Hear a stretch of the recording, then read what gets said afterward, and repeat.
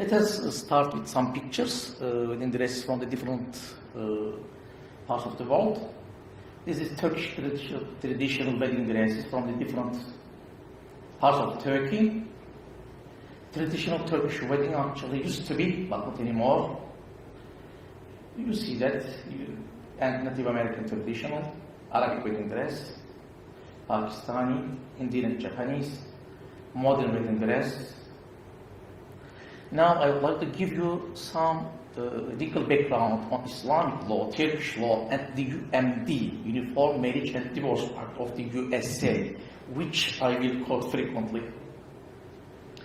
Islamic law, it is a law developed by Muslims in the light of revealed text, tradition, custom, and wisdom. Not only revelation played a role, custom and wisdom played actually major role in Islamic law.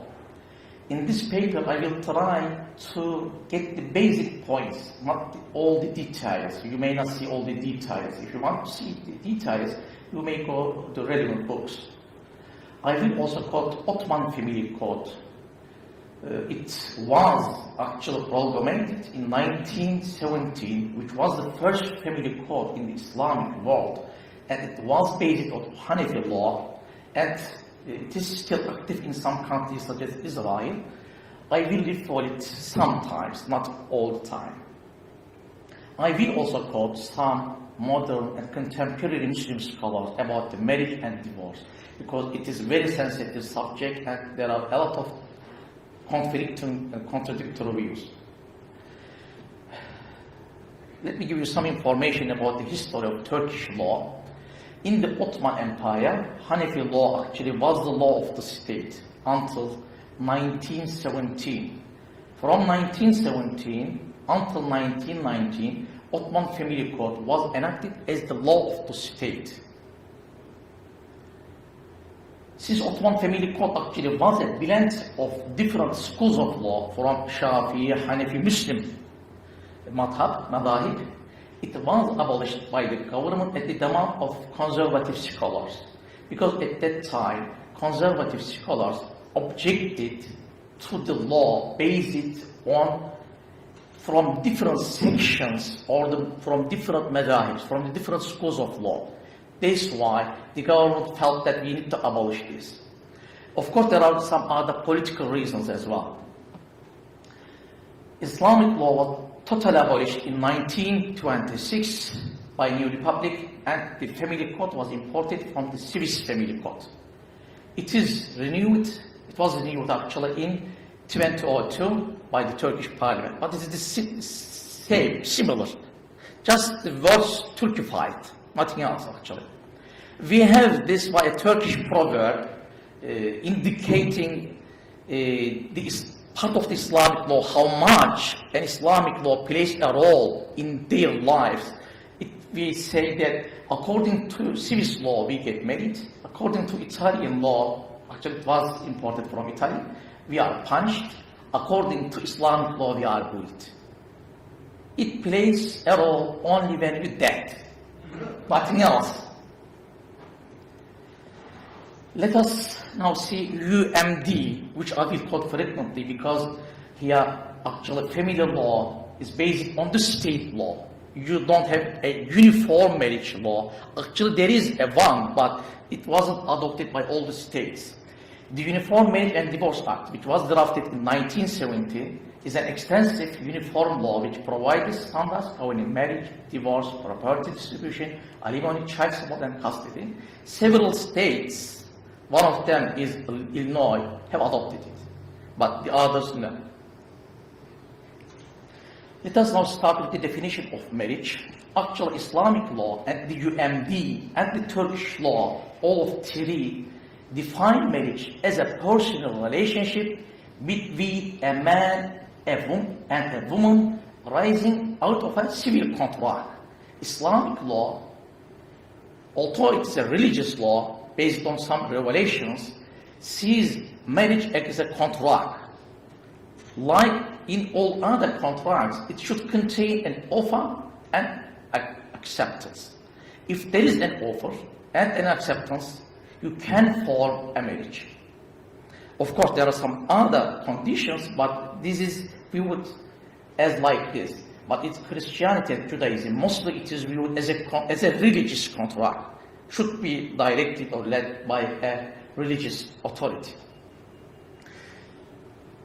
Since we defined marriage as a relationship between man and a woman, what is going to happen to same-sex marriages?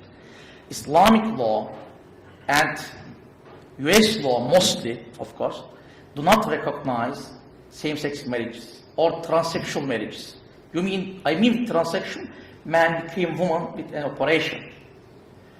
But some states in USA, for example, in Connecticut, District of Columbia, New York, they do recognize as a legal marriage between homosexuals, and the same-sex marriage is recognized. It is recognized as a civil union, but not as a marriage. In some states, in Colorado, Illinois, New Jersey, they do not accept as a marriage, but they see it and endorse it as a civil union and give some rights on that. And there will be a ballot in November 2012, this year actually, on the same-sex marriage in Maryland, Maine, and Washington. They will decide on that, whether people will see or will acknowledge the same-sex marriages. Turkish law, it is interesting, do accept and recognize transsexual marriages. If a person becomes a woman with an operation, and the government do acknowledge and accept her marriage with a man, biological man. Actually, he's a biological man, but became a woman. Turkish law accepted. Let us now look at some formalities of marriage in Islam. Hanafi school of law says, for a contract, for a valid contract, there should be two witnesses, two male witnesses, or one male and two females. They are actually a quotation from the Quran. According to some schools like Shafi, they say two males should witness the contract. The other contracts, they do not require witnesses. But for marriage, they have to be witnesses. Otherwise, there is no contract. This is an integral part of a contract. Meher, of course, paid by man to woman, an amount of money. It is different from, it varies between the schools of law. It is not an integral part of the act. If they just forget it to mention it in the contract is still valid. Shafi and Hanbali view is that there should be a wali in the contract. Otherwise, there is no contract. But according to Hanafis, this is not required. When we come to the registration issue, since it was very difficult in the early ages of Islam, because paper is very, very expensive, they did not discuss this issue. Later scholars, for example, Abu Saud, who has a fatwa, who was a Sheikh al-Islam in the Ottoman Empire, has a fatwa invalidating marriages which were not registered. Abu Saud says marriages has to be registered, otherwise it is not valid. But when we investigate the court documents, we see that, for the Ottoman Empire I'm talking, not all marriages were registered. But people still saw it as a valid marriage, even though some scholars did not. Some contemporary Muslim scholars see the registration as a basic element of a marriage contract. They said it has to be. And the Muslim countries see this as a very important subject. If we quote from the Quran, from the Baqarah, all you who believe, when you give or take a credit for a fixed time, then write it down. For that, it is required. Some understand it as a recommendation. Maybe this can be understood as a recommendation in the early ages of Islam, in the early days of Islam, because at the time, as I said, the paperwork is very, very expensive. The modern scholars say registering marriage is more important than writing down a simple debt contract. That's why it has to be recorded. Otherwise, it is not a marriage. But Muslim scholars says we can't say they are just doing fornication or adultery. We should accept it, but registration should be done as well. In the USA, formalities of marriage, solemnization and registration are the two bases of a marriage contract. First, there is a marriage license need to be issued and need to be signed by both parties. Then the solemnization should be carried out by a competent authority. It can be done by a judge, by a public official, by an imam, a religious authority. Even the person, if they don't want, if the parties do not want to have a religious ceremony or official ceremony, they can do it themselves, secretly or whatever. But they have to sign and fill the license and forward it to the authority so that he can record and register the marriage. What about in Turkey and in England? About the registration and the formalities. Turkish law recognizes solemnization of marriage only by a civil servant. It doesn't recognize religious authority. There is a lot of debate in Turkey. Why? This is a Muslim country, but this is the law. Whether it is correct or not, it is a different matter. Religious nikah is outlawed and punishable by 6 months if it is carried out without official registration of the marriage. If it is known publicly, otherwise no one will intervene. If somebody makes a complaint to the prosecutor, then maybe they will take the case seriously, otherwise they just will ignore it. But this is the law. In practice in Turkey, people do have religious ceremony and the registration as well, both of them. And actually government now tries to get all the marriages registered so that women may not lose any right. This is also the case in England, because we know a lot of Muslims are living in England. They are doing the same thing, religious and official ceremony, both. Marriage by proxy, of course, this is after the marriage license has been signed, marriage form has been signed by the parties. If one of the parties is not able to attend the solemnization of the marriage, he can send or she can send a proxy on behalf of him or her to do this. Islam recognizes this as well. Actually, mostly in Muslim countries, females do not attend just on their behalf, their fathers or whatever, their relatives do this. Turkish law does not recognize it. Turkish law says they have to attend to the ceremony. They can't send just their proxies. Let's now look at some types of marriage. Common law marriage.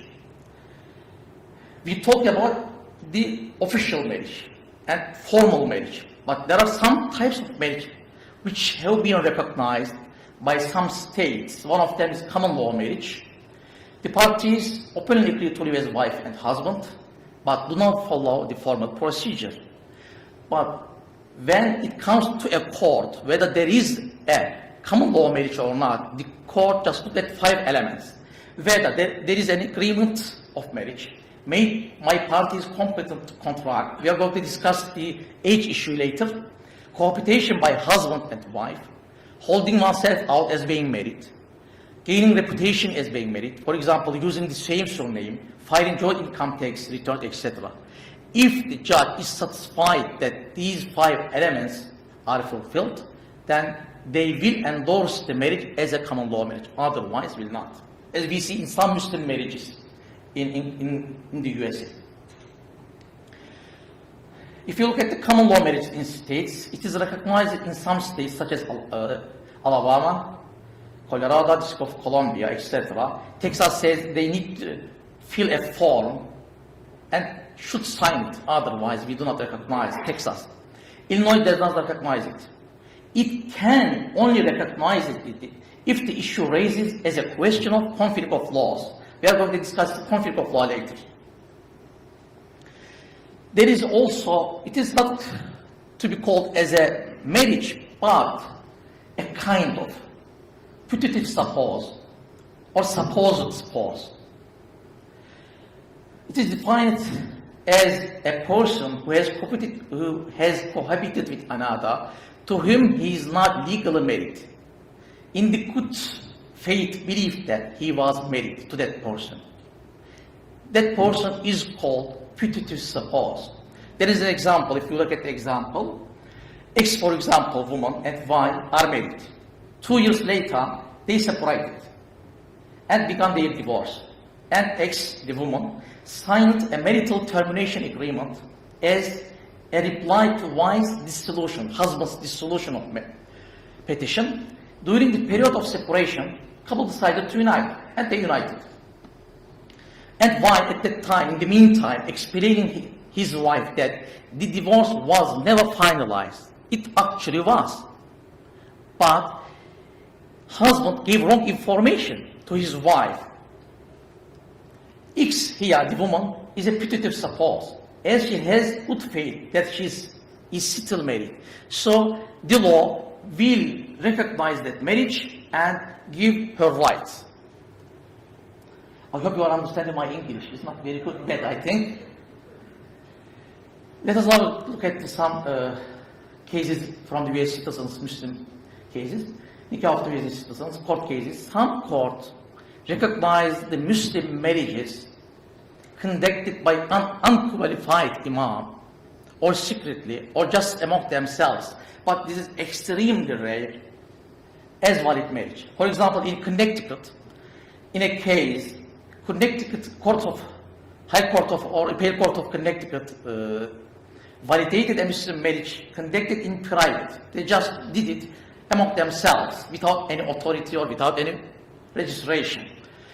The judge reasoned that as long as Islamic law recognizes a marriage as valid, it is to be recognized as valid in this state. But this is extremely rare. We will get this issue later on as well. We also another case in Tunis. The Appeal Court also recognized it in Aqli against Sadat Nejati. Tunis Appeal Court accepted and recognized a marriage conducted by an unqualified imam. Here, it is also conducted by an authority. The court stressed the importance of the marriage, disregarding the technical procedures as claimed by the husband. Actually, husband said there is no marriage.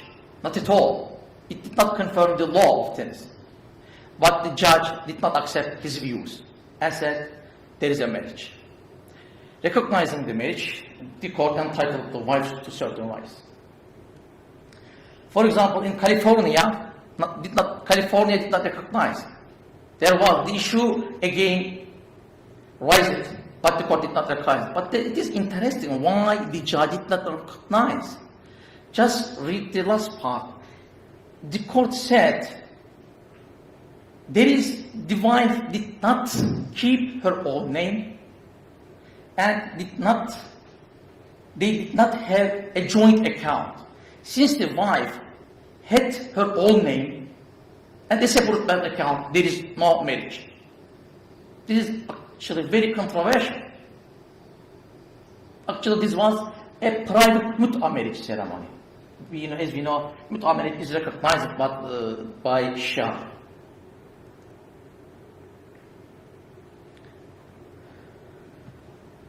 And for conclusion about the Muslims in the USA, if they are not immigrants, they actually, my view is that they should get formal marriage procedures, and if they want to do a religious ceremony, they are free to do so.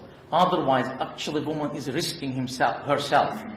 She might lose her all rights if the court does not recognize her marriage. She may not be able to get inheritance, alimony, etc. What about the legal textbooks? Legal textbook says nikah of the Muslims who live in the USA is not to be recognized as a putative suppose, as it is not intended to protect a ceremonial marriage which became void or voidable for some reasons. Legal textbooks suggest to the judges, you shouldn't recognize this, because it doesn't confirm our values, whatever. An advice for a clear marriage contract in the USA, if two parties want to get married, they actually should write down the monogamy, because polygamy is prohibited in the USA, as you know, equal rights, divorce, financial issues, residence locations, and also at work, whether the wife can have a right to do work outside. Hanbali schools in Islam accept this kind of stipulations in the terms of a marriage contract, and they are free to do so. Let's now look at the age requirements for marriage. First in Islam, then in the USA and in the States. In Islam, there is no specific age requirement, but Abu Hanifa sets it as 17 for girls and 18 for men if they did not have symptoms of puberty. If they don't have any puberty symptoms, they should have attained this age. And this is the law of the Ottoman Empire. OFC refers to this. Some contemporary Muslim scholars hold that both parties should have attained the age of 16 or 18 for marriage, because the psychological authority says it is very important for a girl, for a boy, to develop biologically, and it can be fulfilled around 18 or 16. Before that, they do not have the development. In Turkish law, 18 is the age, 17 with the parents' approval, 16 with the judicial approval, below 16 is not recognized. UMDA says 18 is the age for marriage. If she or he is 16, she needs either consent of both parents or judicial approval, whatever. If they have judicial approval, parents' approval is discarded. If she or he is under the age of 16, both need to have consent of both parents and judicial approval. Two approvals are needed. One from parents and the other from the judicial authority. Otherwise, it's not recognized. But it means USA law does recognize marriages or child marriages means. Minimum age by states. No age restriction with court order in some states. For example, Arizona, Connecticut, Florida. There is no age restriction at all. If a court has the view that woman, lady, bride, or the groom has the ability and understanding of a marriage contract, they can free to marry, then there is no problem at all. They can marry. 13 for girls, 14 for boys in New Hampshire, 14 in Alabama. There are different age restrictions in different cities. There is actually a controversial court decision in 2006 in Colorado. 12 years old girl was allowed. This is interesting actually. Only 12 years old girl was allowed to marry by the Court of Appeal. And it triggered many controversial debate. This is why Governor of the time signed a bill raising the common law marriage age to 18 after just 1 month, the same year. But this is still a debate. Let's now look at the impediments to marriage. What are they in Islam and in US? Islam prohibits all blood and affinity marriages. With affinity, we mean the relatives through your wife or your husband. If you have a relative through your husband or wife, you cannot marry to that person. For example, to your stepdaughter, you cannot marry. Your stepmother, you cannot marry. But UMDA and Illinois does not prohibit affinity marriages. They are free to marry their stepdaughters, whatever. They prohibit only bigamous and incestuous marriages, nothing else. Only a few states have some prohibitions on affinity. And just I listed them there: Arkansas, Connecticut, DC, etc. But just there are few, compared with 50. If you look at details in Islam, as for blood, usul, furu of parents, furu of grandparents, these are all prohibited. First cousin marriages are recognized by both Islam and UMD, the Uniform Marriage and Divorce Act. Alaska, Alabama, Florida do recognize this. Some states, mostly actually, they do not recognize first cousin marriages and they do prohibit. Illinois permits, it has a different rule when couples will not bear children. If there is no children, they say, okay, you can marry. Otherwise, they do not, ignore. Affinity, second spouse of the usul, stepmother, spouse of the furu descendant, bride or groom, ancestor of the spouse, father, mother-in-laws, descendant of the wife's stepmother, etc. These are all forbidden by Islamic law. And this section is not forbidden by UMDA and most states in the USA. Nursing is also a ground for prohibition in Islam. If a child gets milk from a woman, they are prohibited to each other. According to Shafi, there should be 5 different times, full milk sucking. If these 2 conditions are not met, they are free to marry. As you know, in the USA, some in European countries, we have big milk banks.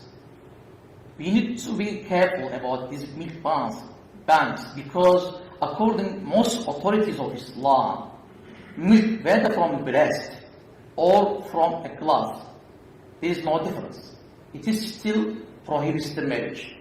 According only to Zahiri Madhahib, who understand the Quranic verses literally, say it has to be from the breast. Otherwise, there is no prohibition at all. You can read the rule if you want.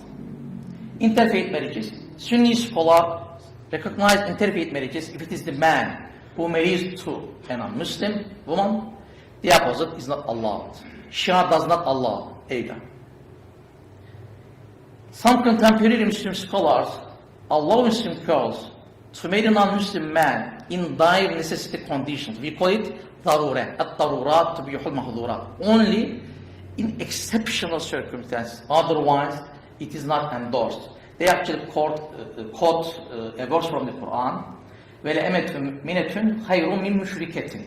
And certainly, a believing mate is better than an adulterous woman, but not forbidden, is better. Questions later. Impediments in the USA, as I mentioned earlier, polygamy and immediate bilateralism are forbidden, all others are free. What about impediments and children?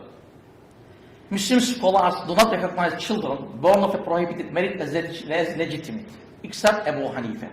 Abu Hanifa sees that kind of marriage as fasid, invalid, but still recognizes the children as legitimate. Turkish law recognizes them as legitimate. UMDA and all other states accept and recognize them as legitimate.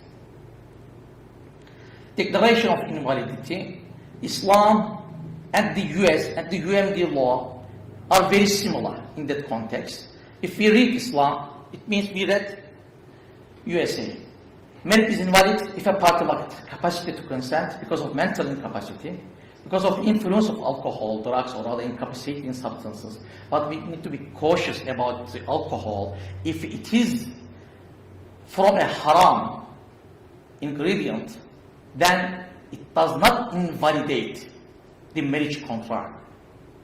If it is from a halal ingredient, let's say from a medical or from a medicine tablet, became intoxicated, him or her, whatever, took a medical tablet and became intoxicated and formed a marriage, it is not valid, according to all Muslims. But if he takes alcohol, beer or wine, whatever, and then became intoxicated and forms a marriage, it is valid. It is a kind of punishment. Why did you drink it? If a party is induced into a marriage by force or duress, it is invalid. By fraud involving the essentials of marriage, it is invalid. And impotence lasting for more than 1 year, this rule has the same connotations as well in the US law. Impotence, if it lasts for more than 1 year, it is also a reason for the cancellation of marriage. Not invalidation, but for the cancellation of marriage.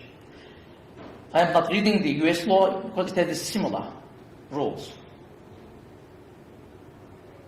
You can read it if you want. A party lacks the physical capacity to consummate the debate by sexual intercourse, whatever, same. Within 1 year, proceeding should be taken out. Now, we are moving to divorce. We have just finished basic points of marriage. we have some pictures about divorce. Child is divided, she's emotional actually dead, you see in the picture. Children are on the scale of the court, actually they are most affected. Parents are arguing, but child is crying, you can see it. Child is praying for what? Of course for the unification probably, for the unity of their parents. What about the principles now? In Islamic law, there are 5 ways to separate talaq, khul, ilan, and intervention of a judge. Talaq is a unilateral pronunciation of divorce by husband. Khul, the right of a woman to seek a divorce or separation from her husband, giving up her financial rights to which husband agrees. Ilan, a vow where a man swears not to sleep with his wife for a certain period. It is actually 4 months, because it is a quotation from the Quran. لِلَّذِينَ يُؤْلُونَ مِنْ نِسَائِهِمْ تَرَبُّصُ أَرْبَعَةِ أَشْهُرٍ. If they swear, then they should wait for 4 months. Li'an, an oath taken by husband and wife when husband accuses his wife of adultery without legal proof and the wife denies it. It is as a kind of divorce. Intervention of judge, impotence, leprosy, and similar contagious diseases, domestic violence, etc., can be a ground for the intervention of a judge or the arbitrator. Let me give you some information about talaq, which is a controversial issue in Muslim world. The reputation of the wife by the husband, who is mature and sound in mind, is called talaq.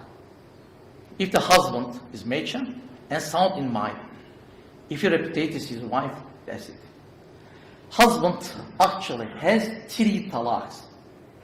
If the husband repudiates his wife 3 times, they cannot return to each other unless the wife first marries another man and this marriage is consummated and dissolved. This is the view of the most scholars. But some scholars say consummation of the marriage is not required. If they just fill out a form and sign it and then divorce it, and they can return to each other.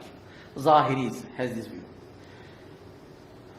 In Sunni madhahib, witnesses is not required in the talaq. Husband is free to do that in anywhere, in the toilet, in the lavatory, in the kitchen, anywhere, by sending an email, whatever.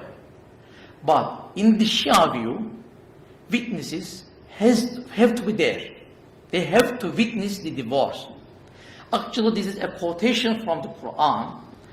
وَأَشْهِدُوا ذَوَيْ عَدْلٍ مِنْكُمْ. For divorce, you need to call 2 witnesses, 2 judges, men among you, to witness the case. Otherwise, it is not a divorce. But most Muslim scholars, early scholars, and some modern scholars do not accept this. They say he is free. 3 talaq can be used up at 1 pronunciation, that's it. If a man says to his wife, you are divorced 3 times, that's it. It is actually very difficult. Ibn Taymiyyah, a scholar from Hanbali school, says 1 talaq, only 1 talaq, can be given in 1 menstrual period of a woman. In an iddah between 3 menstruation, within 1 time, you cannot pronounce 3 talaqs at 1 time. You have to do it differently. Actually, this is a quotation from the Quran. الطلاق مرتان. Divorce may be pronounced twice, in 2 different times. مرتان, 2 different times actually. But most Muslim scholars did not understand it as different times, as only understood as 2 talaqs can be used up 1 go or different times. There's no problem. Why 3 talaq? Actually, Quran said 2, at-talaq marratan. Because there is another ayah following that one, saying that فَإِن طَلَّقَهَا, if the husband divorces his wife for the 3rd time now, فَلَا تَحِلُّ لَهُ حَتَّى تَنْكِحَ زَوْجًا غَيْرَهُ. They cannot return to each other unless the wife has a new marriage. Some modern and contemporary Muslim scholars hold the view that husband should be stripped of talaq and he should be vested into the hands of a judge or arbitrator. They are actually quoting a verse from the Quran. It says, if you feel a shikak between the two, bridge, disagreement, quarrel, if they say, sorry, we can't live together, then they actually Quran says, إن خفتم شقاق بينهما فابعثوا حكما من أهله وحكما من أهلها. If you fear a shikak, then you should send one judge or one arbitrator from female side and one from male side. So they should investigate the matter. This actually gives us a reason to shift the talak of the husband. Otherwise, there are many difficult issues arises. Some even cry, I did a mistake. Why? Islamic divorce is very similar to divorce in Judaism. It is called git. In Islam, you pronounce it. In Judaism, you write it down and just hand it out to your wife. That's it. Only difference, one with pronunciation, the other with writing. That's it. There is no grounds for divorce, nothing else. Husband is free to do it anytime. He can do it anytime. Divorce in Christianity, Catholic and Catholicism, by married the husband and wife are one person in law, they cannot get divorced. That one can only be invalidated if the parties improperly entered into the marriage initially. The husband and wife can physically be separated, but they cannot remarry to others. This is a quotation from the Bible. Paul says, let not the wife depart from her husband, let not the husband put away his wife. This is a quotation. That's why they do not allow.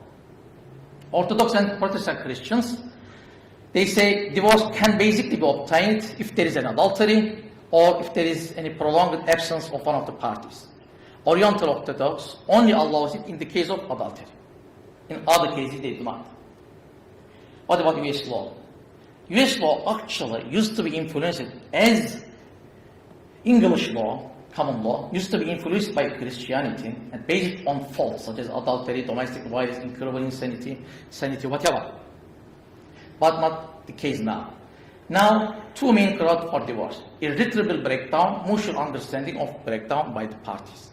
But before divorce, the parties can ask for a separation for 6 months, just to think about it, whether we need a divorce or not. They can live together separately. Afterwards, they can get a divorce. It is allowed. Irretrievable breakdown is that if both have been living separately for 6 or more months, or there are domestic problems, the marriage is viewed as irretrievably broken down. In Kentucky, for example, 60 days living apart, just 2 months, or without sexual cohabitation, even it is under the same roof, is a ground for divorce. If they do not cohabit for just 2 months, they can get divorced.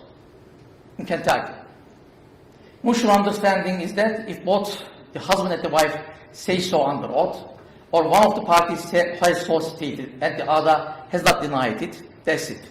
They can just leave the house out.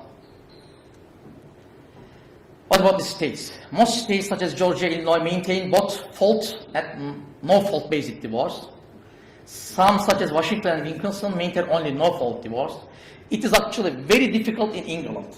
It is now very easy in the USA. We'll see later. It is actually very easy in the USA, but still it is very difficult in England, for example. England still have main grounds. You can't just say, okay, I am divorcing you. No, you can't do that. Grounds for divorce only 5, nothing else. Adultery, unreasonable behavior, like domestic violence, marital rape. Actually, this is a controversial issue in Muslim world and in Christian world. Is whether there is a marital rape or not. In my view, yes, there is. Desertion of 2 years, 2 years separation with consent, 5 years separation without consent. This is only the grounds for divorce. If you are not able to persuade a judge on these subjects or on these grounds, you can't get a divorce. You have to wait. Turkish law maintains both fault and no fault basic divorce. If you want to get a cheap and very fast, overnight, at weekend divorce, you have choices in the USA. You can go to Haiti, Mexico, or the Dominican Republic. Even you don't have to go. There are some websites, they can do it for you. Just pay $1,000, that's it. Let's now look at the distribution of property. I just need to go a little bit faster. Islam, since Islam recognizes separate property ownership for each party, there is no distribution of property except furniture of the house. However, some contemporary Muslim scholars hold the view that since the wife is free not to do housework extra or cleaning, her contribution to house by her service, etc., needs to be taken into account and the property be distributed accordingly. This is actually a view of the Hanafis. But the modern scholars quote the Hanafi and say, we have to divide it. You can't say all property belongs to husband, as it is his name. US law, equitable distribution and community property, two different views or rules in different states. Equitable distribution means they have to take into account duration of the marriage, any prior marriage of either party, etc., etc., etc., and the contribution of a spouse, as Hanafi law did, as a homemaker.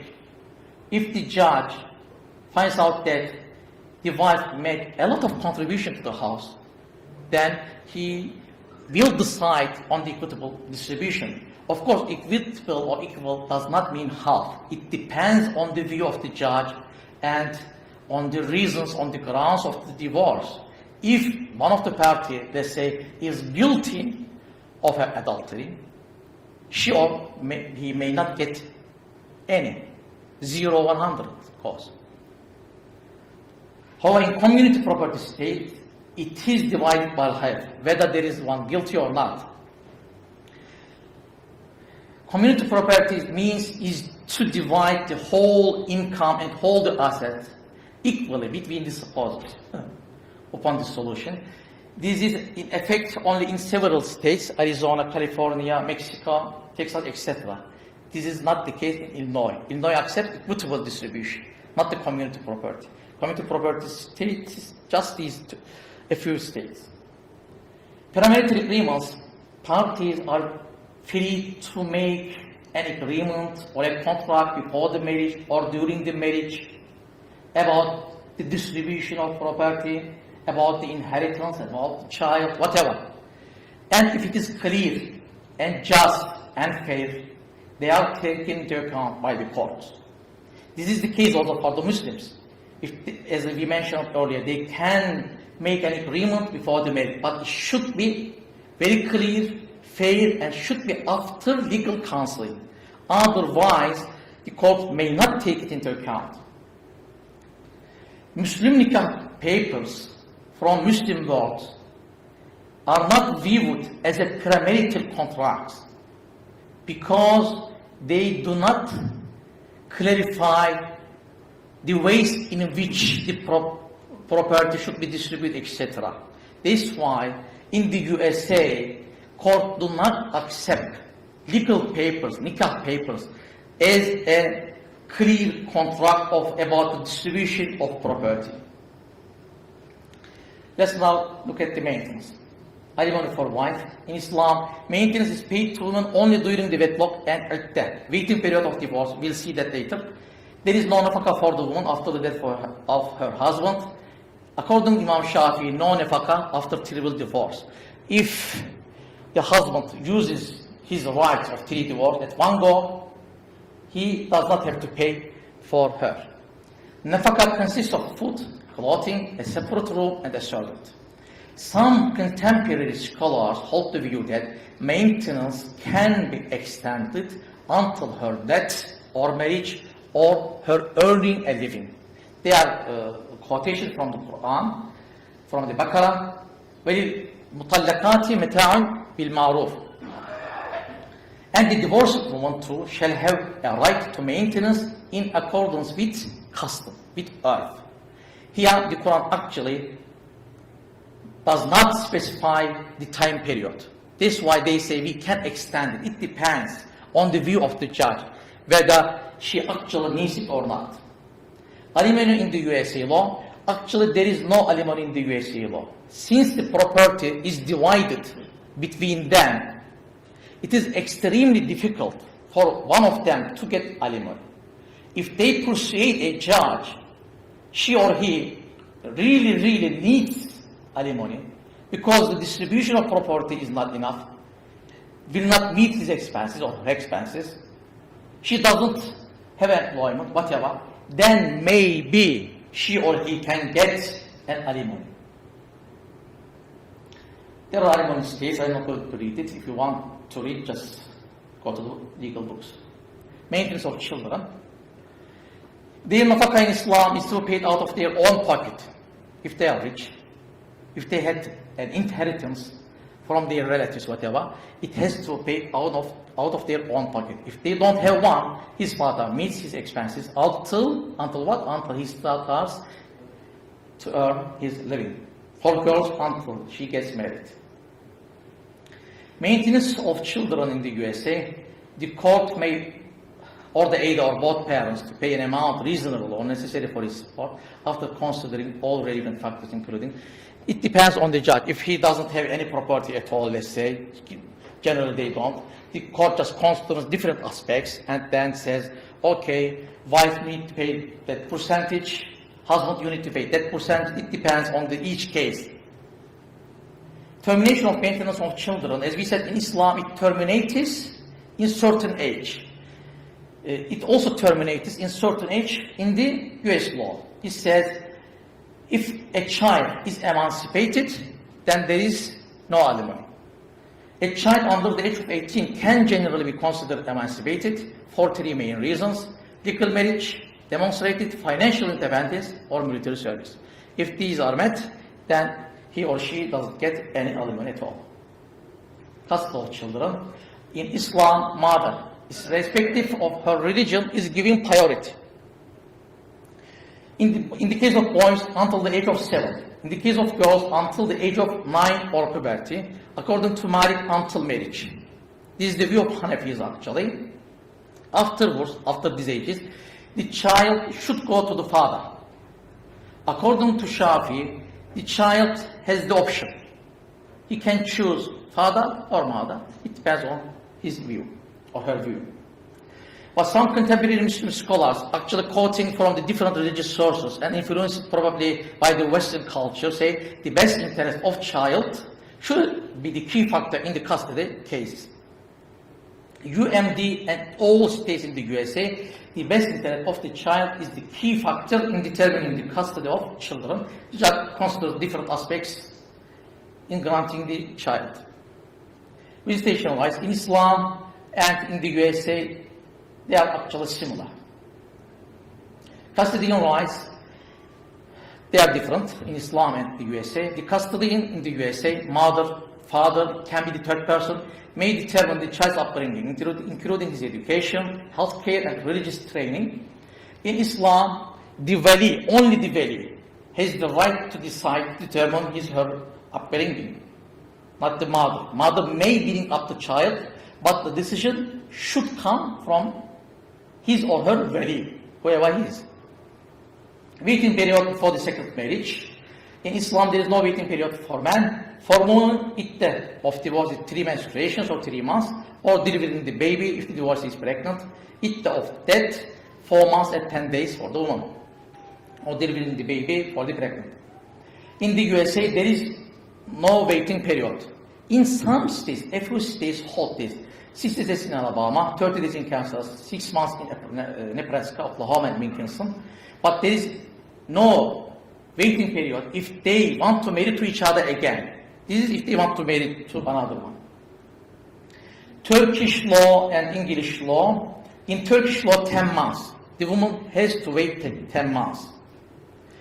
If it is persuaded that she is not pregnant, the judge may waive this one, lift the restriction and say, okay, you can free to go to get married. In English law, there is no waiting period. Actually, we are nearly ending. Let's now look at the private international law. This is actually the last subject of today's paper. I am just finished, actually.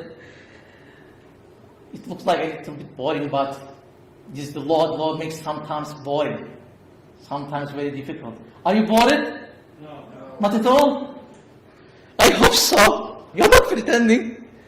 Anyway, private international law, conflicts of law. Let's define first this one. The body of law that aims at providing solutions to international or interstate legal disputes between persons or entities other than countries as such. For example, X and Y, who are Pakistani nationals, married in Pakistan, and husband pronounces talak in Pakistan.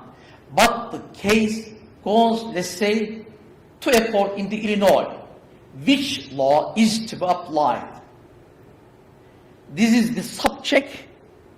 This section of the law deals with it. Basic principle actually is that the law which the parties have close connection needs to be applied unless it violates the public policy of the state. In our case, actually, Pakistani law, if it is, let's say, Sharia law, needs to be applied to the case. We have a basic principle in the UMDA, Uniform Marriage and Divorce Act of the USA, saying that the states within the USA, which they call themselves sister states, are obliged to recognize each other's decrees. It doesn't say anything about the foreign countries.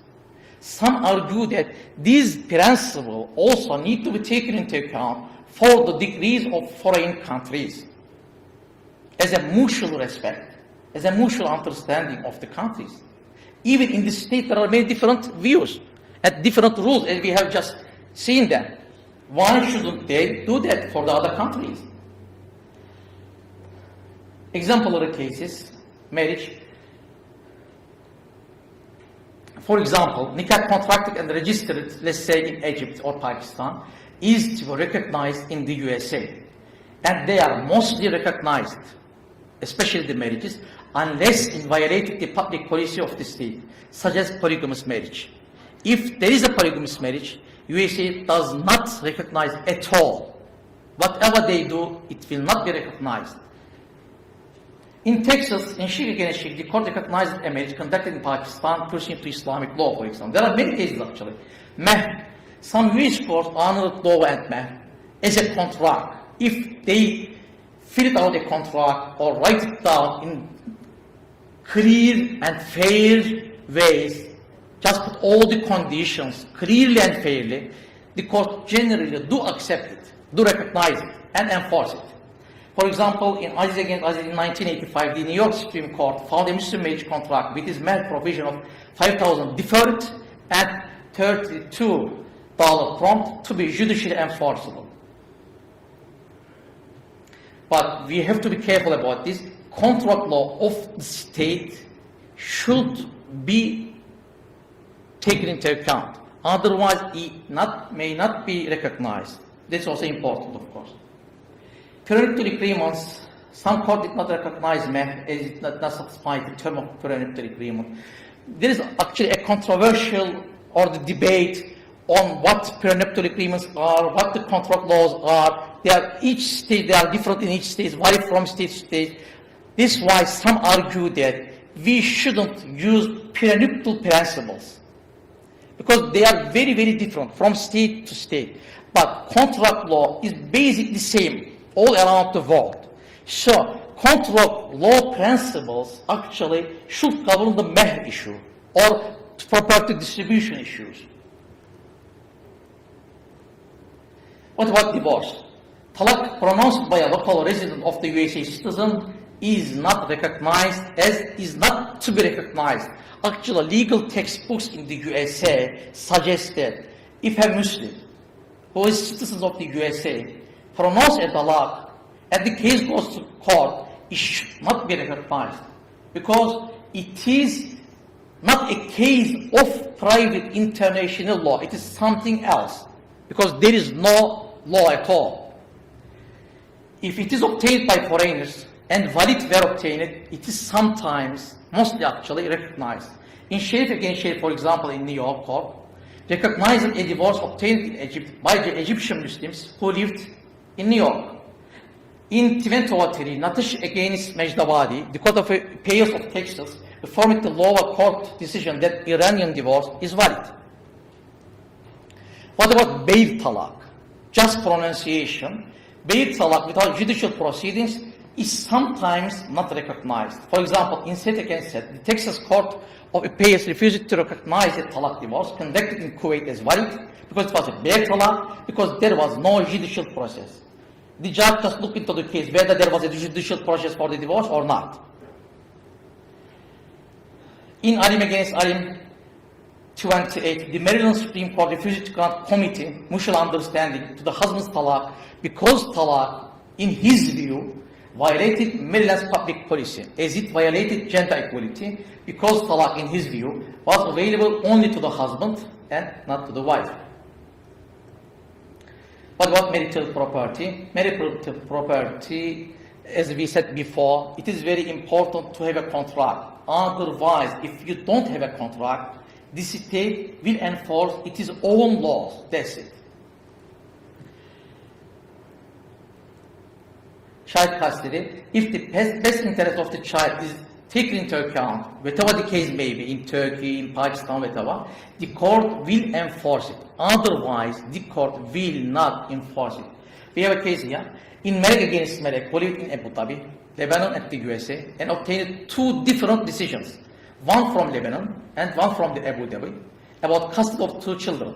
The California Court of Appeals evaluated these two decisions. The Lebanese Muslim court decree was recognized. Why? Because it considered the Lebanese Muslim court educational, social, psychological, whatever. Best interest of child is inquired into and taken into account. That's why the court said, okay, we can take this into account and force it. Because this is our policy. Best interest of child is taken into account. Why shouldn't we recognize it?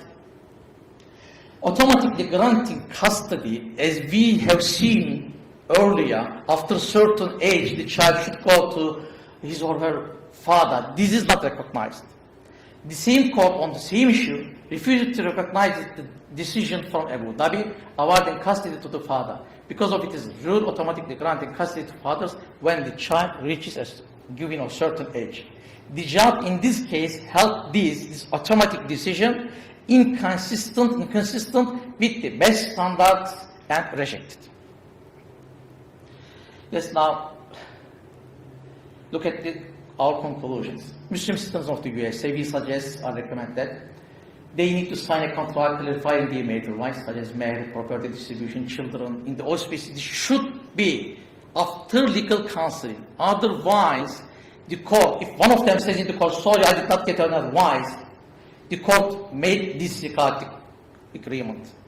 They need to follow the procedure of states solemnizing their marriages with imams who have such an authority. They need to obtain their divorces through a judicial process, but not via an imam. What about immigrants? Legal textbooks, as we have seen in the USA, suggest that the marriage and divorce documents issued by foreign Muslim countries be recognized by states on the basis of committee and mutual understanding.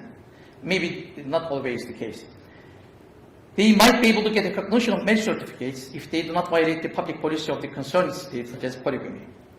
Bare talaq, pronounced by the husband with high judicial process, is very, very difficult to get it recognized. Talaq via judicial process, let's say in Pakistan and Egypt, is easier for recognition if the court is satisfied that due process of law is followed. What about custody decrees? If custody decrees serve to the best interest of the child, not automatic handling of child as the fiqh suggests after a certain age, and the judge is satisfied with it, it will be easy to be enforced. There is last statement, there is no law but the law as understood by the lawyers, law of the lawyers.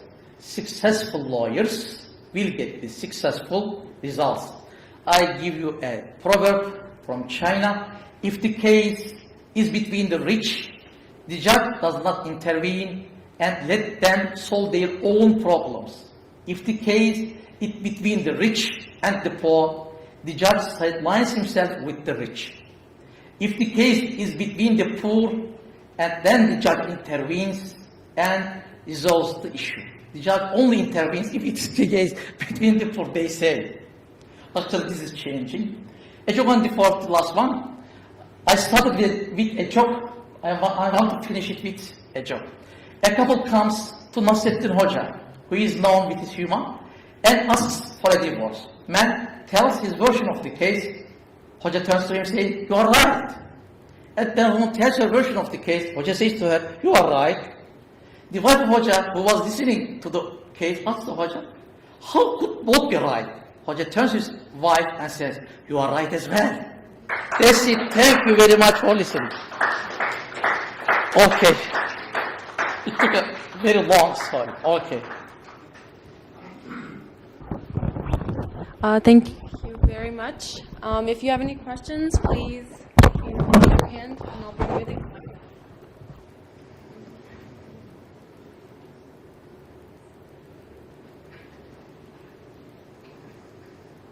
I have 3 questions. The first one concerns when you said that a wali is needed for the permission to a marriage. I assume that only applies to women, that men don't need permission. Yeah. That's the question. Does it only apply to women or do men also need permission? No, man doesn't need. See? This is not equality, yes, I understand, but they just quote some hadith, but Hanafi says no. Okay. Hanafi says a woman is free to get married without permission if she reaches or attains certain age or puberty, say, then she is free to do that. But some other schools, quoting from some hadith, says sorry, you can't. Okay, thank you. The other question that I have concerns Talak. Apparently, I shouldn't even ask that because you basically said that in the United States does not recognize it. Are there any cases where it has been recognized of a talaq pronounced in the United States by 2 Muslims or by a Muslim? I haven't had such a case, no. I don't have such a case.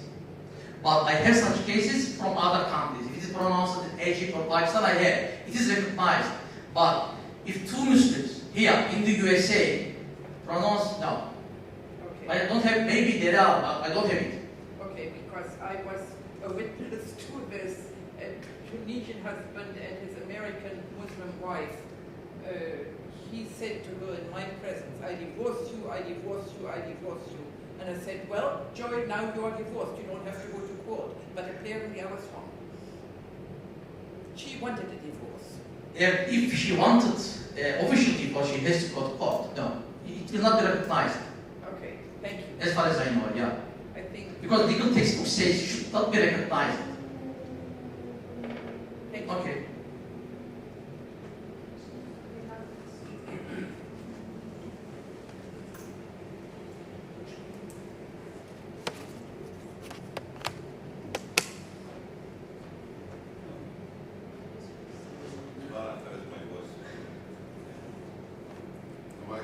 Hi. Thank you, Professor, for very, as we get closer to you, so you can hear me.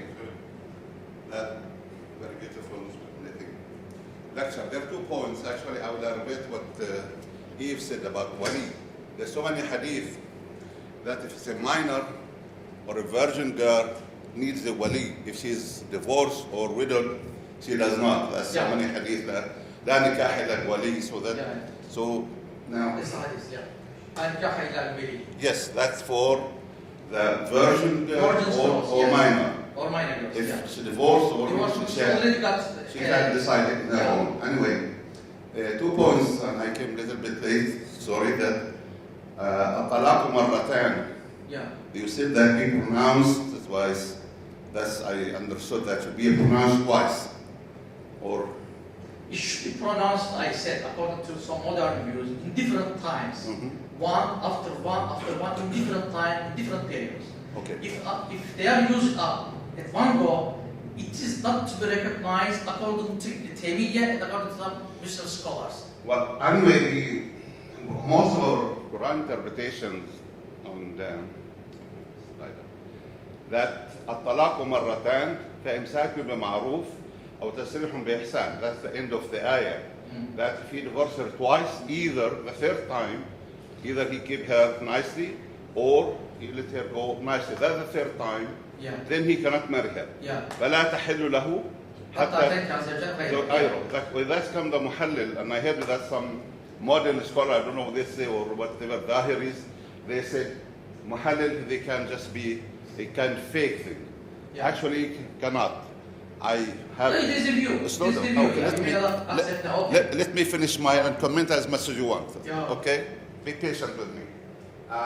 So, because I have really wrote a paper about that and discussed it thoroughly. This محلل actually حتى تنكح زوجا غيره, because one woman, she complained that her husband divorced her in the Jahiliyyah, before Islam. Before her iddah is over, he can claim her. Then he divorced her and he claimed her a million times anyway. So one man divorced his wife and said, Wallahi, la weeki, I will not take you, I will not let you go. So the house, before over, I will claim you, then I let you go. She complained to the Prophet ﷺ. Then that I was revealed that at the third time, he cannot take her back. She is already allowed to marry another husband, and using nikah raghba la dilsa, willingly and not fake. And the women of Rifa'a and Qura, they have to explain this when they take a little time. When he divorced her, she married Abdullah ibn Zubair al-Asadi. She went back to the Prophet, and in very graphic way she described her new husband. And the decree of Omar commented on that. Anyway, he said, you want to go back to Rifa'a? I said, no. حتى تذوقي عصيلته Yeah. ويذوق. You don't have to translate that. Huh? You don't have to translate. No, I'm just telling you, you understand what I'm talking about, that unless the marriage really consummate. So, and he called the man be hired to sign just a contract of marriage, a tays al-musta'ar, the borrowed billy goat. So, and Sayyidina Umar said, if I would catch somebody like that, I will stone him. So there's a muhallil in most hadith and fiqh, whatever, is not allowed unless really it has. I will give a little bit short explanation about muhallil. Actually, as you see here, since the paper is very long, I did not want to go into details. That's why I just stuck to the brief as much as can. I wanted to give you in a nutshell. But when it comes to muhallil, just describe, I did not mention muhallil. I said, according to some scholars, which is disregarded by a majority of the Muslims, if they make a fake marriage, there is no sexual cohabitation at all.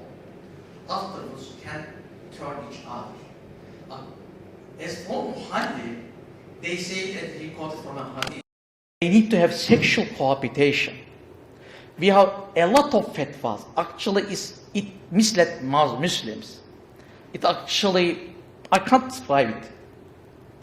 Because there are many questions asking whether a very old woman can do it, very minor children can do it, whatever. These are the questions.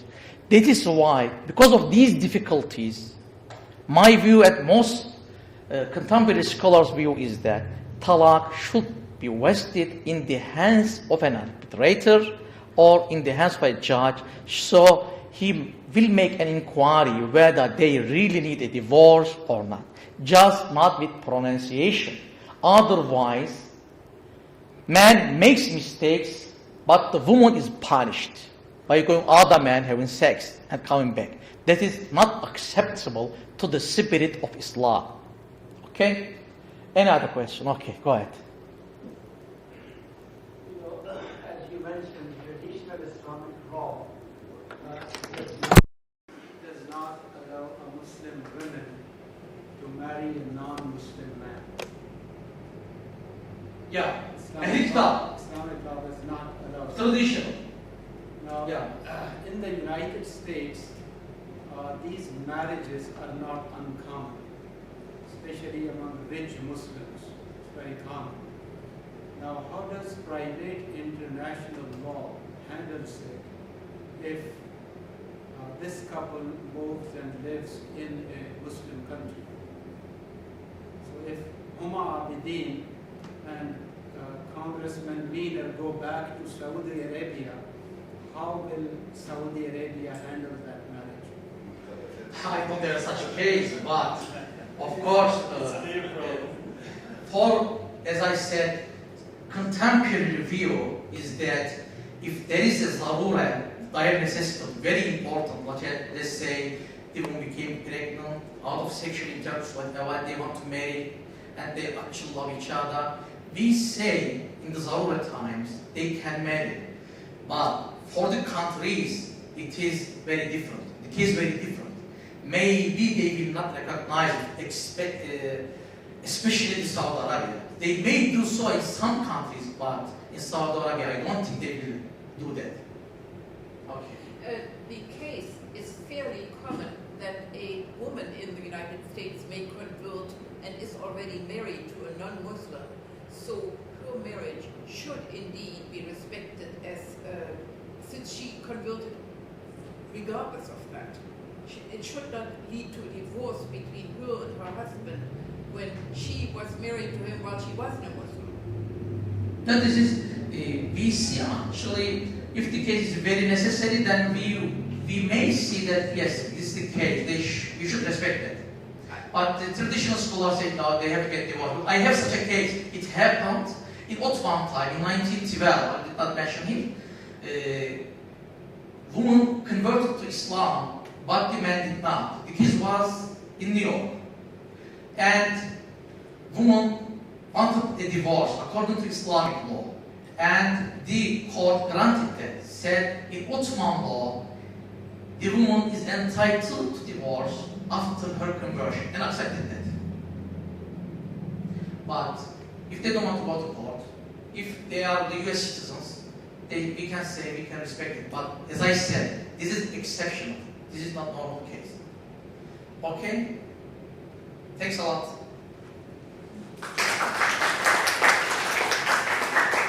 Thanks everybody so much for coming. I would like to now invite Dr.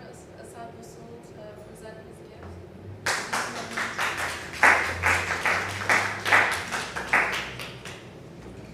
Okay. Thanks a lot.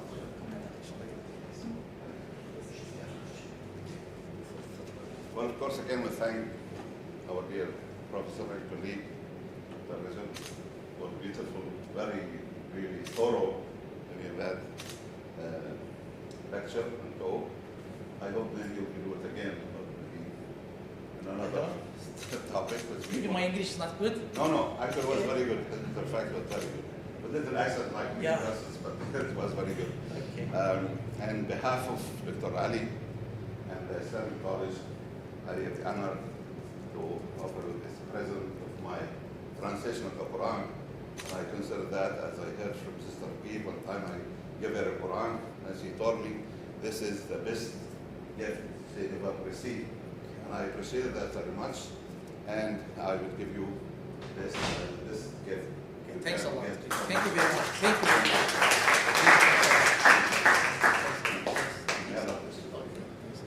Thanks for coming. We have another lecture on Thursday, 2 days later, from another Turkish historian professor, Grant, about the casualties of Islam and Muslims in the wars or some strikes.